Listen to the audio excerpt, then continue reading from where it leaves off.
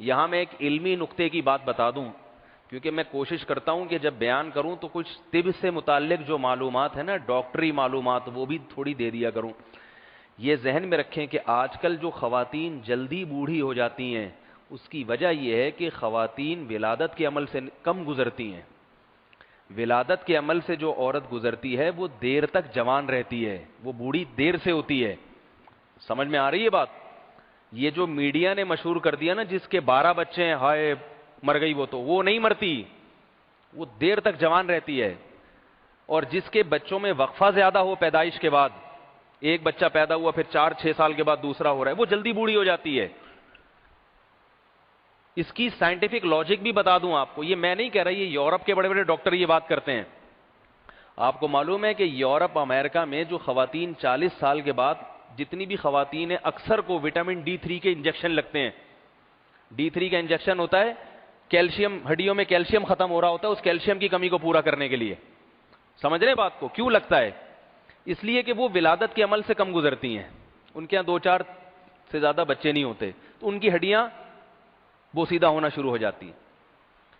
تو ڈاکٹر یہ کہتے ہیں کہ جو پراپر طریقے سے جس عورت کے ہاں ولادت ہوگی، اس کی ہڈیاں جلدی خراب نہیں ہوتی، بہت دیر تک جوان رہتی ہے وہ۔ اور اس کی ایک سائنٹیفک لاجک بھی ہے، وہ بھی بتا دیتا ہوں۔ وہ یہ ہے کہ اللہ تعالیٰ نے انسان کو جو قوت دی ہے، وہ قوت اگر پراپر طریقے سے استعمال ہوتی رہے تو وہ قوت جوان رہتی ہے، اور اگر اس قوت کو استعمال کرنا چھوڑ دیا تو وہ قوت آہستہ آہستہ ختم ہو جاتی ہے۔ بات آ رہی ہے سمجھ میں؟ اس کی مثال، آپ کے ہاتھ میں وزن اٹھانے کی قوت اللہ نے رکھی نا۔ بھائی کیا ہو گیا، میں انگلش میں بات کر رہا ہوں۔ اللہ نے آپ کے ہاتھ میں وزن اٹھانے کی قوت رکھی ہے کہ نہیں رکھی ہے؟ اب اگر آپ اس سے وزن اٹھاتے رہیں گے تو نہ صرف یہ کہ وزن ہمیشہ اٹھاتے رہیں گے، بلکہ وزن اٹھانے کی طاقت مزید بڑھتی چلی جائے گی، کم نہیں ہوگی۔ آپ آج 1 کلو اٹھاتے تھے وزن، کل 1.25 کلو، پرسوں 1.5 کلو، اور ایک دن آئے گا اتنے بڑے باڈی بلڈر بن جائیں گے کہ آپ باڈی بلڈنگ کے مقابلوں میں کھڑے ہو کے وزن اٹھا رہے ہوں گے۔ اگر ہاتھ کو وزن اٹھانے میں استعمال کرنے سے ہاتھ کمزور ہوتا تو باڈی بلڈر تو سارے کمزور ہوتے، جتنے جم کھانے جانے والے وہ تو سارے کمزور ہوتے، وہ تو اتنا ویٹ اٹھاتے ہیں، اتنا بھاگتے ہیں، اتنا۔ لیکن ہم دیکھتے ہیں جتنا ویٹ اٹھائیں گے، جتنی اپنی توانائی کو یوٹیلائز کریں گے، اتنی وہ توانائی ان میں بڑھتی ہے۔ اور جو بیچارہ پوستی جو گھر میں پڑا ہوا توانائی کو صرف اسٹور کرنے میں لگا ہوا ہے کہ میں جتنے پراٹھے کھاؤں یہ یوٹیلائز نہ ہوں، یہ ضائع نہ ہوں، یہ سارے پراٹھے میرے جسم میں کیا ہو جائیں، اسٹور ہو جائیں، نہیں ہوں گے، ٹھیک ہے نا، دھماکے سے پٹ پٹا کے ختم ہو جائے گا، طاقت نہیں آئے گی جسم میں۔ اس سے بہتر وہ ہوگا جو سوکھی روٹی کھاتا ہے مگر پیدل چلتا ہے زیادہ۔ مزدوروں کو دیکھ لیں، ان میں طاقت زیادہ ہوتی ہے حالانکہ ان کی خوراکیں کم ہوتی ہیں۔ تو اسی طرح یاد رکھیں کہ یہ جو حمل ہے اور ولادت کے عمل سے گزرنا، یہ جوان عورت کو ہوتا ہے، بوڑھی عورتوں کو نہیں ہوتا۔ سمجھ رہے بات کو؟ تو اگر جوان عورت کی یہ پراپر طریقے سے ہوتا رہے تو اس کا مطلب اس کی جو توانائی ہے نا وہ یوٹیلائز ہو رہی ہے، جس کام کے لیے، جو بیسک کام اللہ نے اس کے ذمہ لگایا ہے، تو اس کے مطلب اس میں ولادت کی صلاحیت برقرار رہے گی۔ سمجھ رہے بات کو؟ ولادت کی صلاحیت برقرار رہنا ہی جوان ہونے کی علامت ہے، کیونکہ بوڑھی عورتوں میں ولادت کی صلاحیت نہیں ہوتی۔ اب اگر کوئی عورت بچے کی ولادت کے عمل کو بریک لگا دے کہ نہیں اب نہیں ہونے دینا، تو بہت جلدی چند سالوں میں اس میں ولادت کی صلاحیت کیا ہو جاتی ہے؟ ختم۔ اور ختم ہونے کا مطلب کیا ہے؟ بوڑھی ہو جانا۔ یہ تو ایک دلیل ہے، ایک اور دلیل دے کے بس بات آگے چلاتا ہوں میں۔ دوسری دلیل یہ ہے کہ اللہ تعالیٰ نے جو انسان کو بنایا ہے نا، دریا کی طرح ہے۔ دریا کا پرانا پانی نکلتا ہے تو کیا ہوتا ہے؟ نیا پانی آتا ہے، تازہ۔ کنویں سے آپ اگر پانی نکالیں گے تو ختم نہیں ہوتا بلکہ تازہ پانی آ جاتا ہے۔ آپ نے دیکھا ہوگا جب جوان آدمی کی شادی ہوتی ہے تو شادی کے بعد کمزور ہوتا ہے یا صحت مند ہو جاتا ہے؟ میں نے آج تک نہیں دیکھا کوئی شادی کے بعد دبلا ہو گیا ہو۔ جتنے بھی ہیں شادی کے بعد چہرے پہ نور آ جاتا ہے، حالانکہ ان کی توانائی پہلے سے زیادہ یوٹیلائز ہوتی ہے۔ ہونا تو ان کو کمزور ہونا چاہیے، لیکن کمزور ہونے کے بجائے کیا ہو جاتے ہیں بھائی؟ اور صحت مند ہو جاتے ہیں۔ وجہ اس کی یہ ہے کہ جسم کے جتنے فاسد جو مادے ہیں نا جسم کے، وہ سارے جسم سے باہر خارج ہو جاتے ہیں۔ اب جب خوراک کھائے گا تو نئے سرے سے نیا خون بنے گا، نئے سرے سے نیا خون بنے گا. بیائی اسی طرح عورت کے ساتھ ہوتا ہے. جب وہ ولادت کے عمل سے گزرتی ہے اس کی بلیڈنگ بہت ہوتی ہے، بہت ساری توانائی ہے جو اس نے روٹیاں کھائی ہیں، دودھ پیا، وہ سارا بچے کی تعمیر میں، بچے کے بننے میں خرچ ہوتا ہے. اب کیا ہوتا ہے، اس کی ساری توانائی نکل جاتی ہے. اب جب وہ دوبارہ سے کھاتی ہے نا خوراک، پورا خون نیا بنتا ہے اس کے جسم میں، پورا جسم ریفریش ہو جاتا ہے. کمپیوٹر بھی اگر تھوڑے دن پڑا رہے نا، اس کو بھی کہتے ہیں بھائی اس کو ریفریش کرو، ری اسٹارٹ کرو، ورنہ کمپیوٹر بھی نہیں چلتا. تو انسان بھی نہیں چلتا جب تک کہ اس کو ریفریش نہ کیا جائے، ری اسٹارٹ نہ کیا جائے، اس کی ساری اندر کی چیزیں بدلی نہ جائیں جب تک. تو یہ بلڈ ہے، اور یہ جو فیڈ کراتی ہیں خواتین بچوں کو، اس فیڈ میں کیا ہوتا ہے کہ جتنی خوراک کھاتی ہیں وہ جتنا خون ہے نا، جتنا بلڈ، وہ دودھ بن کے بچے کے معدے میں اتر جاتا ہے. اب نئے سرے سے نیا بلڈ بنتا ہے. پرانا بلڈ ہو گیا استعمال، پرانا خون استعمال ہو گیا، نیا خون جسم میں آتا ہے. نیا خون. بچہ کیوں خوبصورت ہوتا ہے بتاؤ؟ اس میں نیا خون ہوتا ہے. اور بوڑھے کیوں خوبصورت نہیں ہوتے؟ ان میں خون کسی میں 40 سال پرانا، کسی میں 50 سال پرانا. جتنا پرانا خون ہوگا اتنا بڑھاپا، بولو نا کیا ہو گیا بھائی، اتنا بڑھاپا بھی زیادہ، اتنی ہی چہرے پہ جھریاں بھی زیادہ. تو جب جو عورت اپنے بچے کو باقاعدہ فیڈ کراتی ہے اور اس عمل سے، ولادت کے عمل سے گزرتی رہتی ہے، اس کا خون ریفریش ہوتا رہتا ہے، نیا خون بنتا رہتا ہے. خون جتنا نیا بنے گا اتنا ہی جوان ہوگا انسان، بڑھاپا نہیں آئے گا، چہرے پہ جھریاں نہیں آئیں گی. تو اس لیے یہ جو فیملی پلاننگ والے الٹی سیدھی پٹیاں پڑھاتے ہیں نا، یہ سب الٹی سیدھی کہانیاں ہیں. ان کے لیے یورپ میں اصول کچھ اور ہیں اور مسلمانوں کے لیے کچھ اور ہیں. یورپ میں، امریکہ میں ڈاکٹر خواتین کو وہی کچھ بتاتے ہیں جو میں آپ کو بتا رہا ہوں. یہاں کچھ اور بتایا جاتا ہے. یہاں جو ہے نا الٹی وجہ، اس کی وجہ یہ ہے کہ اس وقت پوری دنیا میں، آپ کو ایک بات بتاؤں، بس یہ آخری بات کر کے پھر میں آگے چلتا ہوں. پوری دنیا میں غیر مسلم کے لیے سب سے بڑا مسئلہ پتہ ہے کیا بنا ہوا ہے؟ ہر چیز میں اس کو فتح ہو گئی ہے کافر کو. سائنس ٹیکنالوجی کے میدان میں اتنا آگے نکل گیا کہ اگر ہم بھاگنا شروع کریں 500 سال میں بھی وہاں تک نہیں پہنچ سکتے. فورس اور یعنی طاقت کے میدان میں ان کے پاس جو ہوائی جہاز ہیں، ان کے پاس جو اسلحہ ہے، وہ اتنا ہے کہ ہم تصور بھی نہیں کر سکتے وہاں تک. ہم وہ جہاز بنا ہی نہیں سکتے. جتنی ٹیکنالوجی ہم جہاز بنانے کے لیے لیں گے وہ تو انہی سے لیتے ہیں نا. تو ہمیں اتنی اچھی اچھی ٹیکنالوجی تھوڑی دے گا وہ، اور اس کو پتہ ہے دیں گا بھی تو یہ، دوں گا بھی تو یہ بنا نہیں سکتے. تو وہاں تک پہنچ نہیں سکتے. صرف ایک چیز ہے جس سے اسلام دنیا میں غالب آ رہا ہے، وہ ہے مسلمانوں کا جو گروتھ ریشو ہے، آبادی بڑھنے کا تناسب، وہ تمام قوموں میں اب بھی سب سے زیادہ ہے. بات آ رہی ہے سمجھ میں؟ اب میں آپ کو ایک مثال دیتا ہوں. دیکھو، ایک گاؤں میں 4 کافر ہوں اور ایک مسلمان ہو.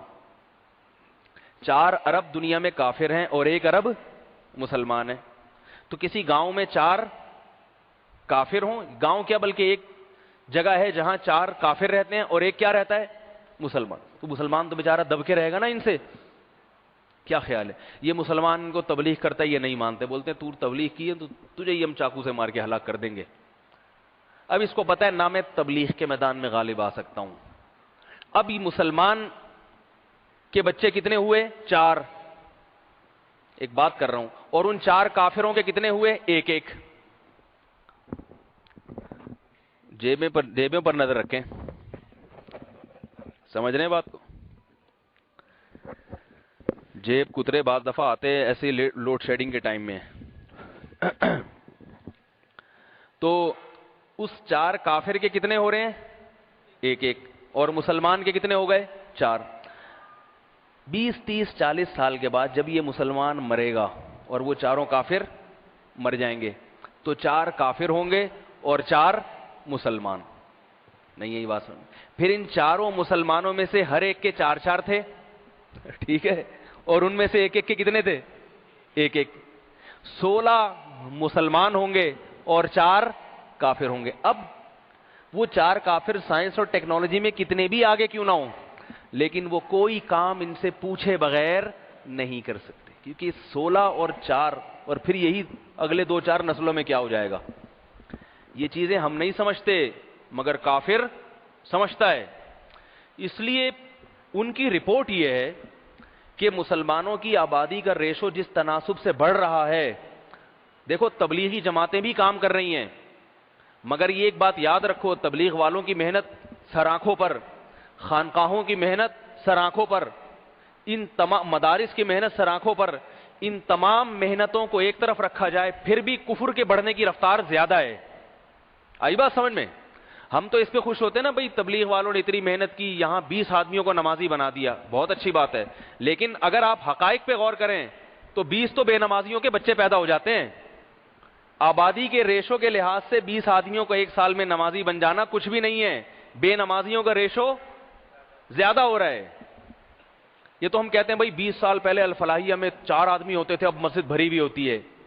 بھائی 4 آدمی اگر مسجد میں ہوتے تھے اور مسجد میں اب 100 ہونے لگے ہیں، تو سینما گھر میں اگر پہلے 2 ہوتے تھے تو اب 2000 ہوتے ہیں. اس کا جو ریشو ہے نا، کفر کا ریشو، بے دینی کا ریشو دینداری کے مقابلے میں بہت بڑھ رہا ہے. سوائے ایک چیز کے، ایک چیز سے وہ خطرہ ہے ان کو، وہ کہتے ہیں بھئی یہ کتنی بھی تبلیغ کر لیں ہمارے برابر آ کے نہیں کھڑے ہو سکتے، کیونکہ ان کے پاس جو ذرائع ہیں وہ الیکٹرانک میڈیا اور اتنے ذرائع ہیں کہ طاقت اور قوت ہر چیز ان کے پاس ہے. ہم ان کے مقابلے میں آگے بڑھ ہی نہیں سکتے اسباب کی دنیا میں، اللہ چاہے تو ایک الگ بات ہے. سوائے ایک چیز کے، وہ صرف یہ ہے کہ مسلمانوں کی آبادی کا ریشو زیادہ ہے. وہ کہتے ہیں یہ 1 ارب ہے، ان کے 4 ہو رہے ہیں، ہمارے 1 تو اگلی صدی میں یہ کتنے ہوں گے؟ یہ ہم سے 4 گنا زیادہ ہوں گے اور ہم 1 گنا، اور اس سے بھی اگلی میں ہم ہوں گے، ہم ان کی جیبوں میں بیٹھے ہوں گے. 2-4 کافر ہوں گے، 1 انڈا موڑے پہ رہتا ہے، 1 ہندو سنا ہے وہاں ہندوستان میں کسی علاقے میں کوئی بت پرست بھی رہتا ہے ٹھیک ہے، اپنے دادا کی اکلوتی اولاد تھا جو رہ گیا تھا، ورنہ کوشش کی تھی دادا نے یہ بھی نہ ہو، اتفاق سے رہ گیا تھا. تو یہ وجہ ہے کہ غیر مسلم کی پوری کوشش کیا ہے کہ آبادی کو روکا جائے. میں رپورٹ پیش کر رہا تھا جلدی سے، پھر یہ کر کے اپنی بات اصل موضوع کی طرف آ کے ختم کرتا ہوں، اس کو سمیٹتا ہوں کہ غیر مسلم ان کی رپورٹ ہے بعض ممالک کے بارے میں، یورپ کے بعض ممالک کے بارے میں. وہ کہتے ہیں سن 2050 میں بعض ملک تو ایسے ہیں جن کی اپنی آبادی غائب ہو چکی ہوگی. اپنی آبادی کیا ہو چکی ہوگی؟ غائب، وہ اولادیں نہیں ہو رہی ان کے، اور مسلمانوں کا ریشو بڑھ گیا ہوگا.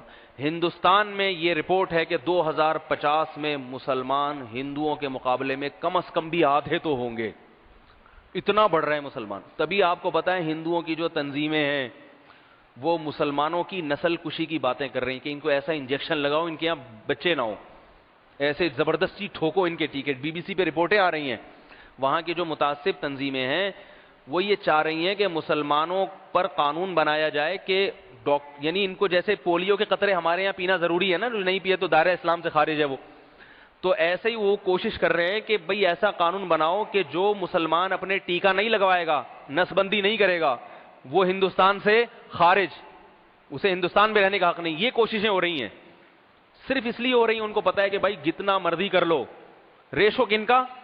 مسلمانوں کا زیادہ ہے. تو میں یہ بتا رہا تھا کہ سن 2050 میں بعض یورپ کے ممالک کے بارے میں رپورٹ ہے کہ، اور دنیا کے بارے میں تو رپورٹ یہ کہ اسلام دنیا کا سب سے بڑا مذہب بن چکا ہوگا. یہ بی بی سی کی رپورٹ آپ کو بتا رہا ہوں، حالانکہ وہ غیر مسلم ہیں، لیکن وہ بتا رہے ہیں کہ آبادی کے ریشو کی وجہ سے 2050 میں دنیا کا سب سے بڑا مذہب کون سا ہوگا؟ اسلام. اور اس کے بعد دنیا کا سب سے بڑا مذہب عیسائی، اور پھر تیسرے نمبر پر دنیا کا سب سے بڑا مذہب ہندو ہوگا، کیونکہ ہندوؤں کی نسل بھی دوسری قوموں سے بہرحال اس کا ریشو زیادہ ہے. اور عجیب بات آپ کو بتاؤں، کچھ ممالک سویڈن، جاپان اور فرانس، کچھ ممالک تو ایسے ہیں جو خود ہی غائب ہو رہے ہیں، سمجھ رہے ہیں؟ ان کا گروتھ ریشو اتنا گر گیا ہے کہ ان کے بارے میں یہ کہ یہاں کے مقامی لوگ غیروں کے غلام بنے ہوئے ہوں گے. ابھی جاپان کی ایک رپورٹ پیش کروں آپ کو. جاپان سائنس اور ٹیکنالوجی میں اپنا نام رکھتا ہے، مگر جاپان میں چپلی کباب کی دکانیں کھل رہی ہیں. اب نہیں آ رہی بات سمجھ؟ نسوار کی دکانیں جاپان میں ملیں گی آپ کو. کیوں؟ جاپانیوں کا ریشو گر گیا. غیر پٹھان جو ہے نا، پٹھانوں کی آبادی دنیا میں سب سے، عربوں کے بعد سب سے زیادہ آبادی کا بڑھنے کا ریشو پٹھانوں کا ہے. سب سے زیادہ تو عربوں کی بڑھتی ہے، عرب کی آبادی بہت تیزی سے بڑھتی ہے. اس کے بعد پٹھان قوم ہے، اس کی آبادی کا ریشو بہت بڑھ رہا ہے. رپورٹ یہ ہے ابھی جاپان میں چونکہ پٹھانوں کا ریشو بڑھتا ہے، تو نتیجہ کیا نکلا کہ جاپان میں پٹھان جو تجارت ہے نا وہ پٹھانوں کے ہاتھ میں آ رہی ہے آہستہ آہستہ. چائنا کی تجارت بھی آہستہ آہستہ پٹھانوں کے ہاتھ میں آ رہی ہے. سمجھ رہے ہو بات کو؟ یہاں تک کہ بعض تاجروں سے ہم نے سنا کہ جاپان میں اگر کپڑا خریدنا ہو تو پٹھان کے علاوہ کسی سے نہیں خریدو گے آپ. واللہ عالم، تو ممکن ہے تھوڑا مبالغہ ہو، لیکن حالات اس طرف کو جا رہے ہیں. تو اس لیے یہ ان لوگوں نے ایسی الٹی سیدھی پٹیاں لوگوں کو پڑھائی ہوئی ہیں کہ بھئی ایسا نہیں ہوتا، ایسا ہوتا ہے، اور یوں ہوتا ہے، یوں نہیں ہوتا، وغیرہ وغیرہ.